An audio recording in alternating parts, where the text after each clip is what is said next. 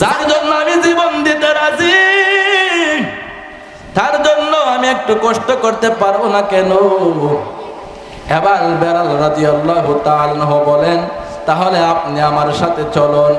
এবার বেলাল রাদিয়াল্লাহু তাআলা আনহু ওই আলকামার মাকে নিয়ে আবার নবীর দরবারে গেলেন। এবার আমার নবী ডাক দিয়ে বলেন, আম্মা গো, ও মা, আপনার ছেলের অবস্থা কি? আপনার ছেলে কেমন ছিল? ওই মা ডাক দিয়ে বলেন, ইয়া রাসূলুল্লাহ, ইয়া হাবিবাল্লাহ, নবী গো, ও মায়ার নবীজি, আমার আলকামা অনেক ভালো ছিল। আমার আলকামার জীবনে নামাজ কাজা হয় নাই, আমার আলকামার জীবনে কোনো গুনাহ করে নাই। আমার আলকামা সে বেশি বেশি দান সদকা করতো। এবার আমার নবী ডাক দিয়ে বলেন, মা,